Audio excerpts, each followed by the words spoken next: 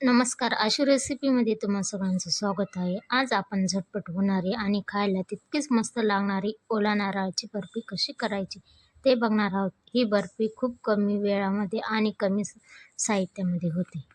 अर्धी वाटी साखर, 1 चमचा तूप, अर्धी वाटी दूध घेतलंय. ओल्या नारळाचा किस मिक्सरमधून काढून घेतलाय. नारळाची बर्फी करण्यासाठी मी येथे एका पॅनमध्ये 1 चमचा तूप, 1 वाटी ओल्या नारळाचा किस घेतला आहे. हा किस मंद आचेवर भाजायचा आहे. 7 ते 8 मिनिटासाठी भाजून घ्यायचा आहे.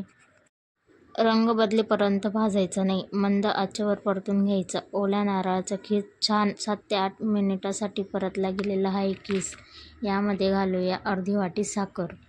1 वाटी खोबऱ्याचा किस होता, त्यासाठी अर्धी वाटी साखर घेतलेली आहे. तुम्हाला वाटले तर तुम्ही साखरेचं प्रमाणही वाढवू शकता.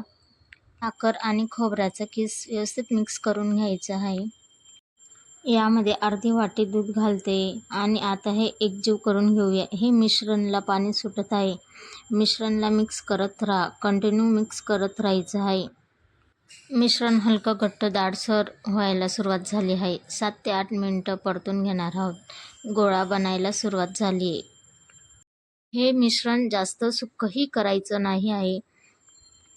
जर मिश्रण जास्त सुक्क झालेलं तर वडी अजिबात थापली जात नाही. त्यामुळे हे मिश्रण आपल्याला जास्त सुक्कही नाही करायचं, ओलसरही राहू द्यायचं आहे. थोडंसं किस झाला आहे, खोबऱ्याचा किस झाला आहे. हे कसं ओळखायचं? हे मिश्रण बघूया, झालं आहे का? छान असा गोळा झाला आहे, असा लाडू होत आहे. तर लाडू होत आहे तर हातालाही चिटकत नाही, समजून घ्यायचं हे मिश्रण झालं आहे. आता हे मिश्रण हे ट्रेमध्ये काढूया. माझ्याकडे स्टीलचा ट्रे होता, तो घेतलाय. त्याखाली बटर पेपर लावून घेतलाय. त्यावर काजू बदामाचे काप टाकते. आता हे जे मिश्रण तयार केले आहे यामध्ये घालूया. एकसारखे यामध्ये पसरून घेऊया. व्यवस्थित थापून घ्यायचं आहे. हे मिश्रण प्रोसेस फास्ट करायची आहे.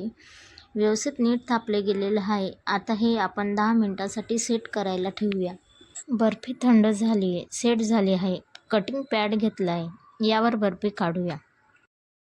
बर्फी कट करूया. पूर्ण थंड होईपर्यंत वाट नका बघू. वाव, काय छान वडी झाली. मस्त रसरशीत वडी झाली.